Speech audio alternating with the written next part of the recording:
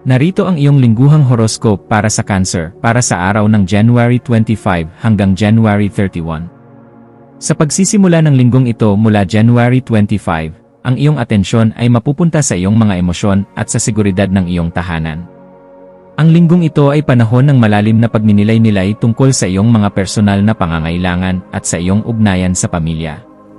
Mula January 25 hanggang January 31, makakaramdam ka ng matinding pagnanais na protektahan ang iyong mga mahal sa buhay at ang iyong sariling puso. Mahalagang matutunan mong magtakda ng mga hangganan upang hindi ka maubusan ng enerhiya sa pag-aalaga sa ibang tao sa iyong paligid. Gamitin ang iyong likas na pakiramdam upang ayusin ang anumang tensyon sa loob ng iyong tirahan sa buong linggong ito.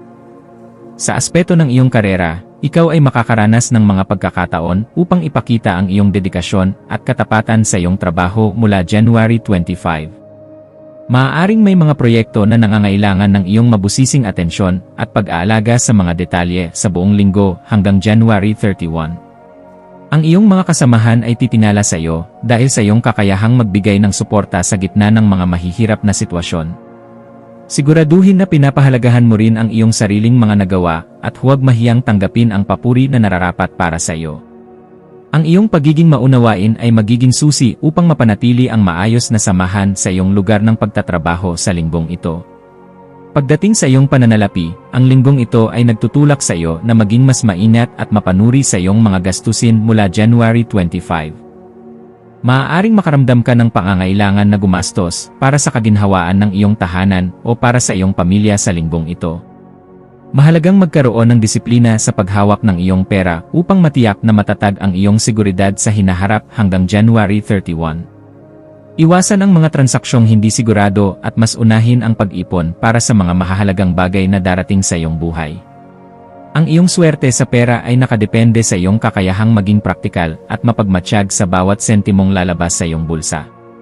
Sa larangan ng pag-ibig, ang linggong ito ay puno ng malalim na damdamin at pagmamalasakit para sa iyong kapareha mula January 25. Kung ikaw ay nasa isang relasyon, ang pagpapakita ng iyong katapatan sa pamamagitan ng maliliit na gawa ng kabutihan ay lalong magpapatibay sa inyo.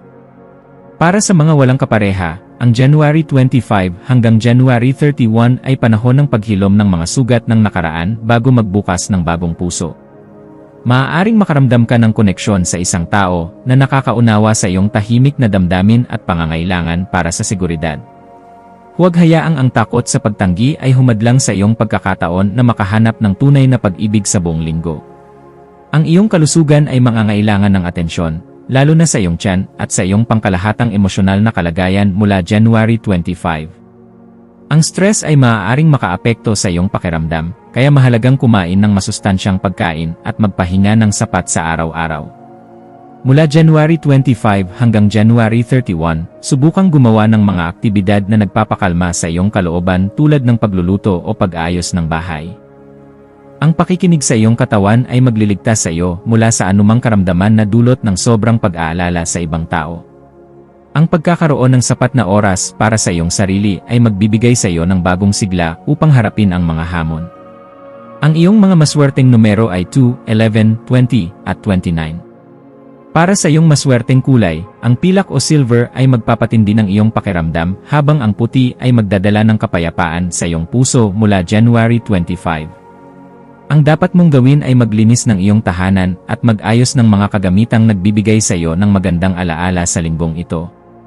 Ipagdasal ang pagkakaroon ng matatag na kalooban at ang proteksyon ng iyong pamilya laban sa anumang gulo sa paligid hanggang January 31. Ang pananalig sa iyong sariling kakayahan na malampasan ang mga emosyonal na pagsubok ay magdadala sa iyo sa tagumpay. Dapat mong ipagdasal ang kaligtasan ng iyong mga mahal sa buhay at ang kapanatagan ng iyong isipan mula January 25 hanggang January 31. Humingi ng gabay upang ang iyong pagiging sensitibo ay magsilbing lakas at hindi kahinaan sa iyong pakikitungo sa ibang mga tao.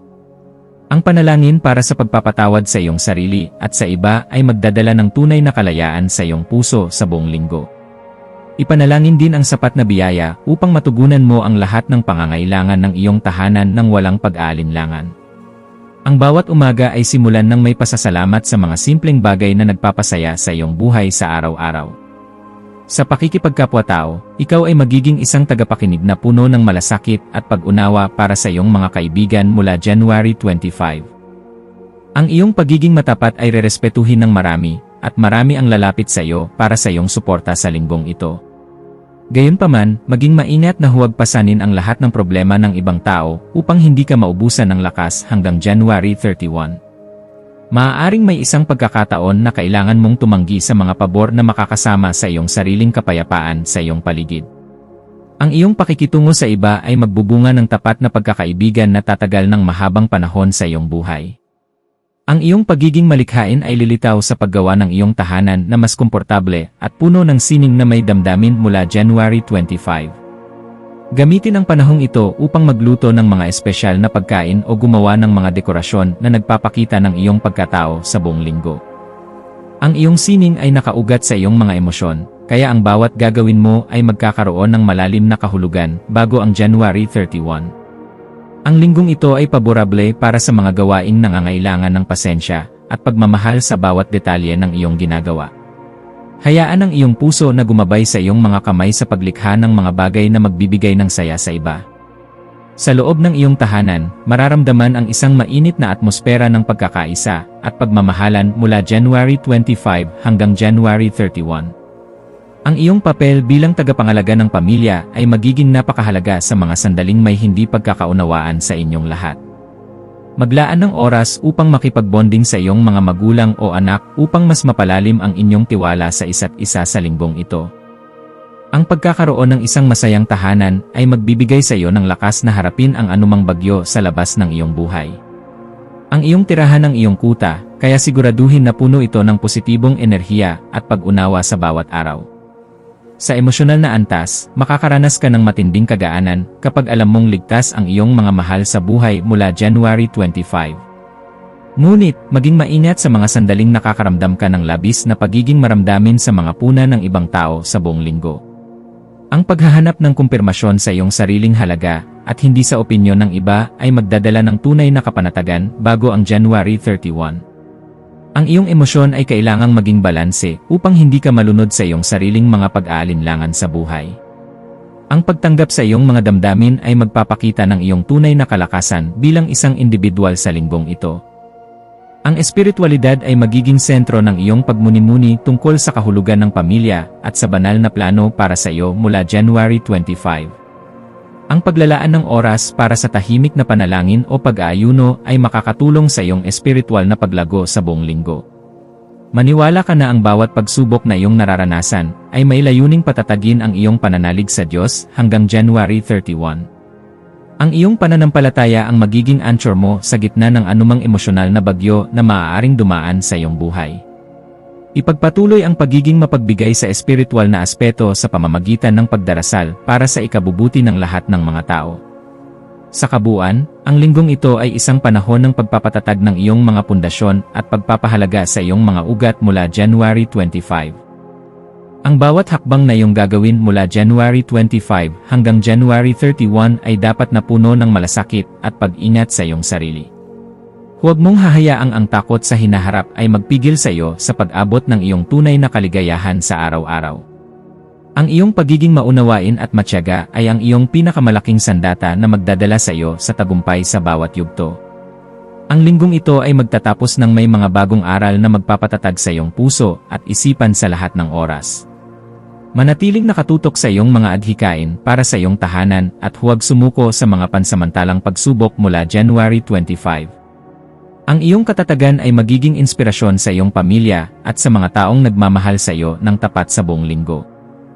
Magtatapos ang linggong ito nang may katiyakan na ikaw ay nasa tamang direksyon patungo sa iyong personal na kapayapaan hanggang January 31. Ang iyong determinasyon na maging tapat sa iyong nararamdaman ay magbubunga ng mga resulta na magpapasaya sa iyo sa mahabang panahon. Ipagmalaki ang bawat maliit na panalo na iyong nakakamit sa bawat araw ng linggong ito nang may pasasalamat. Sa huling araw, January 31, magpahinga at ihanda ang iyong sarili para sa mga bagong simula na darating sa susunod na buwan. Ang pagtatapos ng January ay nagdadala ng mga bagong pagkakataon na dapat mong yakapin ng may bukas na puso at handang diwa. Ang iyong paglalakbay ay patuloy na nagiging makabuluhan sa bawat desisyon na iyong pinag-iisipang mabuti para sa iyong ikabubuti sa February. Handa ka na ngayon para sa mas matatag na relasyon at mas malalim na pag-unawa sa iyong sarili sa bawat sandali ng buhay. Ang iyong kinabukasan ay maliwanag hangga't ikaw ay nananatiling tapat sa iyong puso at nagmamahal ng tunay sa lahat.